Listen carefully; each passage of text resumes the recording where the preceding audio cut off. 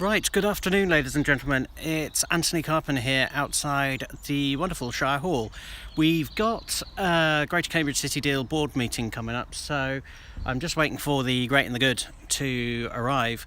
The reason why I'm kind of like hot and flustered is I've just kind of like rushed over from Newnham College, where a whole host of us have been taking part in a wikithon to try and populate Wikipedia with content featuring the women who've achieved great things over time, and in Cambridge we've got a fair few. So I wandered along, having received a notice via Puffles to basically go along and take part. So what I'm going to be doing kind of over the next few weeks is to populate the pages on the heroes of Cambridge.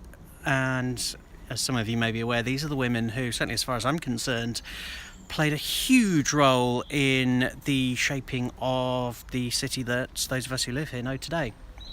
And so one of the gaps that I've been really struggling with, and very kindly Joe at Newnham College has basically said, Joe Tynan, the comms manager there, said, look, come in, have a look round, do the tour and have a look at the archives. And the reason why, certainly for me as a local historian, this is significant is because a number of the people who shaped modern Cambridge started off life here in Cambridge as undergraduates at Newnham, in particular the mother of modern Cambridge, Florence Ada Keynes.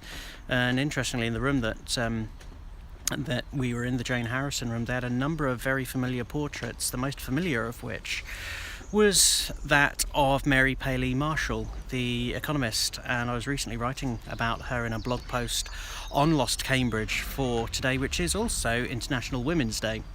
So, funnily enough, on International Women's Day we were about to go into a decision-making board that is all male, and this was something I complained about. I think it must have been about 2.5 years ago, something like that, basically saying, why do we have an all-male city deal board and what are we going to do about it?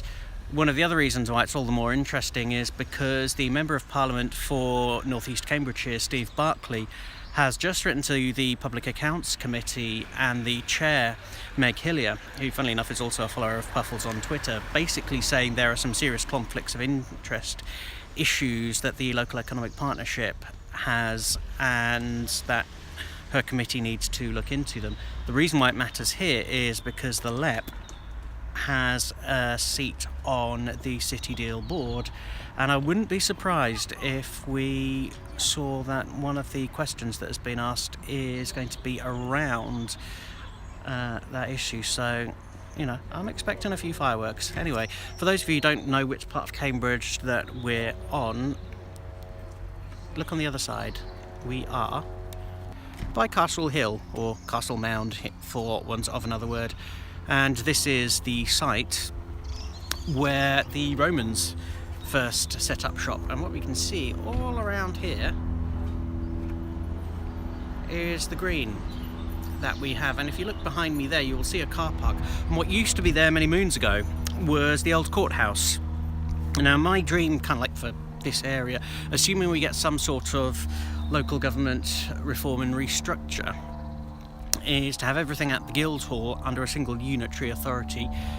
We wouldn't really have this place for local government anymore. If anything, you could probably turn it into a hotel of some sorts. And then if you see behind, just over there, you will see, I think it's the registry offices and departments, and I would flatten that, rebuild the castle, rebuild the courthouse, and have it as kind of an extended Museum of Cambridge.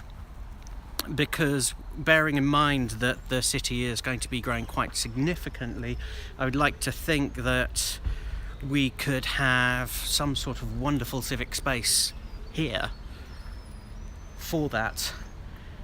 And again, just have all of this as kind of as it is, an open green.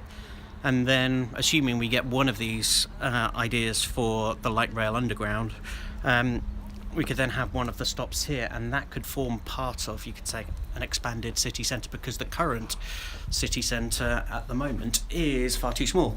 Now, you can probably guess, I'm wandering into Shire Hall, and what we have here are some of the displays from the county archives, and I'm just about to show you where those county archives are, because what we have here is their notice boards, our service, and you're just walking through the door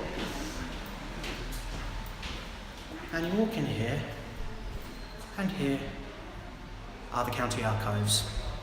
And as they say, they're open Tuesday, Wednesday and Thursdays, and they just have this wonderful wealth of information about our civic history. And I say, wandering up again with the various memorials, nothing really for the women who did wonderful things. If we look up here, we might see, if we're lucky, in fact we do, because there's a very, very interesting name on this wall, and that of Clara Rackham. Clara was, if you ask any member of the Labour Party, was one of, again, their founding mothers, along with a certain Leah Manning, Dame Leah Manning, who was one of the earliest members of Parliament before the Second World War. And Leah, I think, was one of the first presidents, or one of the first chairpeople of Cambridge Labour Party. And some of the things that she did, I've been reading her autobiography, A Life in Education, and it's absolutely wonderful.